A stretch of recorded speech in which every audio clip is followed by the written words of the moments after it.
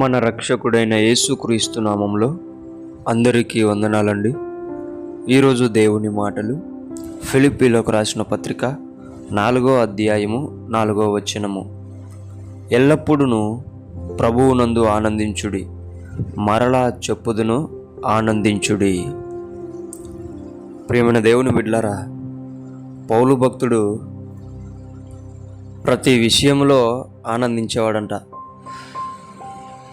అది కొడుతున్నప్పుడు కానీ, అది కష్టాలలో కానీ, అది చెరసాలలో కానీ ఎల్లప్పుడూ కూడా ఆనందిస్తా, స్తుతిస్తా, ఆరాధిస్తూ ఉండేవాడంట.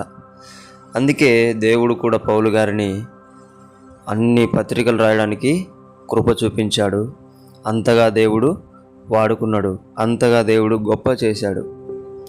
దేవుని బిడ్డలారా, రోగంలో ఉంటే ఆనందించాలా? కష్టాలలో ఉంటే ఆనందించాలా? ఎవరన్నా నీ మీద లేనిపోని మాటలు చెప్తుంటే ఆనందించాలా? అప్పుడు దేవుడు నిన్ను గనక గొప్ప చేస్తాడు, గొప్పగా వాడుకుంటాడు, గొప్పగా దీవిస్తాడు.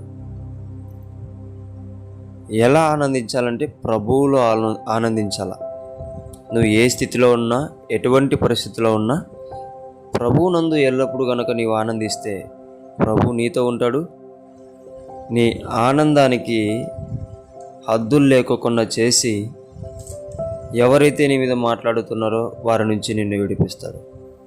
ఏమైతే నిన్ను ఇబ్బంది పెడుతుందో రోగం, వాటి నుంచి దేవుడు నిన్ను విడిపిస్తాడు. ఏ కష్టమైతే నిన్ను ఇబ్బంది పెడుతుందో వాటి నుంచి దేవుడు నిన్ను విడిపిస్తాడు. నువ్వేం చేయాలా?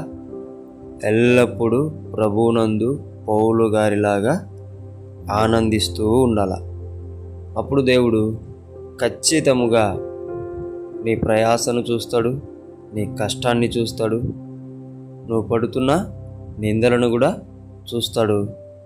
నీ ఆనందాన్ని నిజంగా స్థిరపరుస్తాడు. దేవుడి మాటలను దీవించునుగాక. ప్రార్థిద్దాం. యేసయ్యానికి వందనాలు ప్రభువా. ప్రతి విషయములలో కృంగిపోతూ బాధపడుతూ ఉంటున్నామేమో ప్రభువా. అలా కాకుండా పౌలు గారిలాగా ఎల్లప్పుడూ నీ యందు ఆనందించే బిడ్డలాగా మమ్ములను నీవే తయారు చేయమని, అటువంటి గొప్ప అనుభూతిలోకి నడిపించమని యేసు నామమున ప్రార్థిస్తున్నాం తండ్రి. ఆమేన్.